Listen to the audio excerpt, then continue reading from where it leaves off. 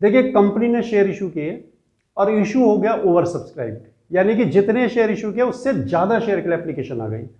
तो अब जितने शेयर के लिए एप्लीकेशन आ गया आप उतने तो इशू नहीं कर सकते, क्योंकि आपने मान लीजिए इशू करें 50,000 और एप्लीकेशन आ गई 80,000 के लिए, तो आप 80,000 नहीं इशू कर सकते, आपको 50 ही करने हैं।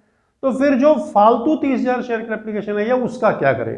तो उसमें परेशान होने की ज्यादा जरूरत नहीं होती स्टूडेंट्स को, क्योंकि एग्जामिनेशन क्वेश्चन में मेंशन किया हुआ रहता है कि आप उसको कैसे टैकल करेंगे। पॉसिबिलिटीज होती हैं 4, वो मैं आपको बता देता हूं क्या क्या होती हैं। वीडियो को एंड तक देखना है। इसमें मेन जो पॉइंट है वो ये है कि जो एक्सेस अमाउंट है उसको कैसे टैकल किया जाएगा, वो मैं इन पॉसिबिलिटीज को बताने के बाद आपको करके भी दिखाऊंगा।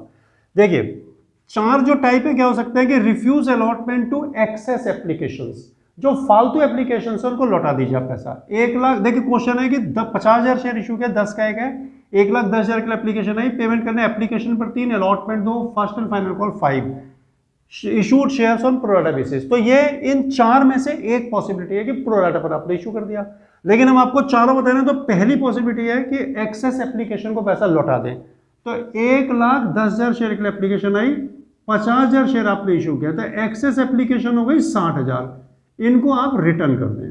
ये आपका पहला टाइप ऐसे हो सकता है, ठीक है। नेक्स्ट है allot shares on pro rata to all, यानी कि सभी शेयर होल्डर्स को प्रोराटा बेसिस पर शेयर दे दो, यानी कि किसी को भी निराश मत करो, थोड़े थोड़े शेयर सबको दो।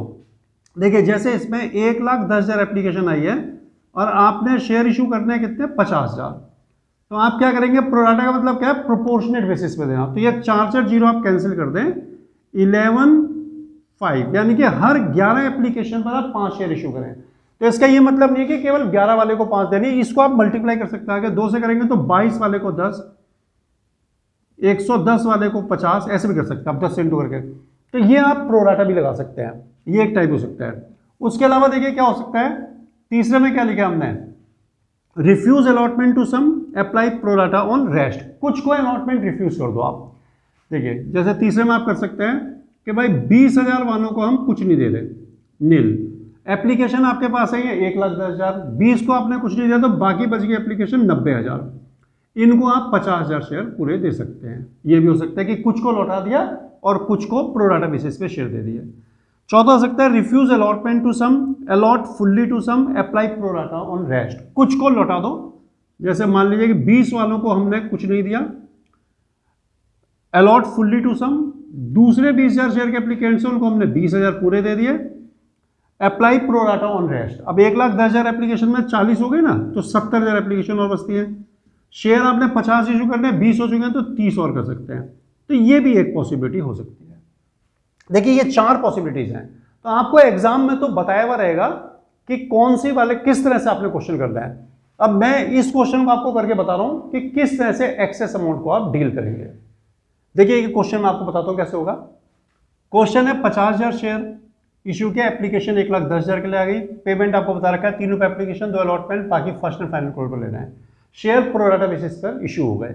अब आपको देखो एक बात पहले बता देते हैं कि जो एक्सेस अमाउंट है वो हम निकाल लेंगे कितना है, वो एक्सेस अमाउंट आप अलॉटमेंट तक ले जाते हैं, ले जा सकते हैं विदाउट एनी इंटीमेशन। कोई इंटीमेशन दिया क्वेश्चन में नहीं दिया, आप उसको ले जा सकते हैं। अगर क्लियर ही लिख दिया कि भाई रिफ्यूज करना बात अलग है, लेकिन प्रोराटा बेसिस पर अगर कराया है तो फालतू पैसे को आप अलॉटमेंट में ले जा सकते हैं।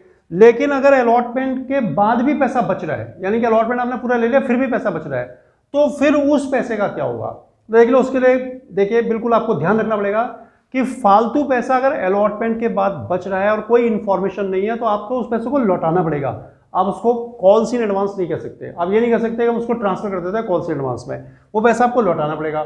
और अगर इंफॉर्मेशन दी है कि जो सम अगर अलॉटमेंट को भी एक्सीड कर जाता है अगर ओवर पेमेंट, तो आप उसको ले जा सकते हैं कॉल में, तभी कॉल में ले जाना। तो देखिए मैं आपको बताता हूं, जैसे ये क्वेश्चन है 1,10,000 शेयर की एप्लीकेशन आई और 50,000 शेयर आपने इशू करने हैं, तो 60,000 शेयर का पैसा आपके पास फालतू है, ठीक है। ये हम पहले एक्सेस अमाउंट को कैलकुलेट कर लेते हैं। एप्लीकेशन आपने लेनी है 3 रुपए, तो 1,80,000 रुपये आपके पास फालतू आ गया।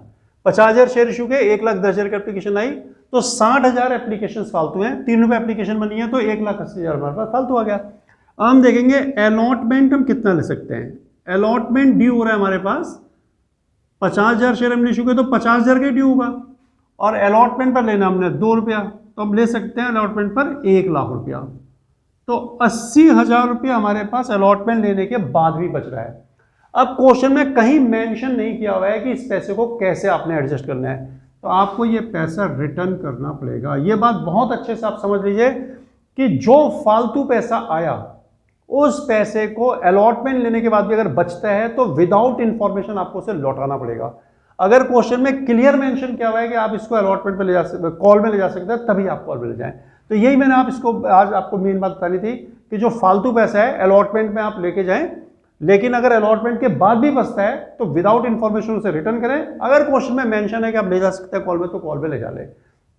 कंप्लीट इंफॉर्मेशन आपको शेयर की चाहिए तो आप पंत कॉमर्स क्लासेस को विजिट करें, वहां पर शेयर प्लेलिस्ट में देखिए इशू ऑफ शेयर्स में पूरी 9 वीडियोस हमने डाली हुई बनाकर उनको देखें एक के बाद एक, और आपकी कोई प्रॉब्लम शेयर में नहीं बचेगी।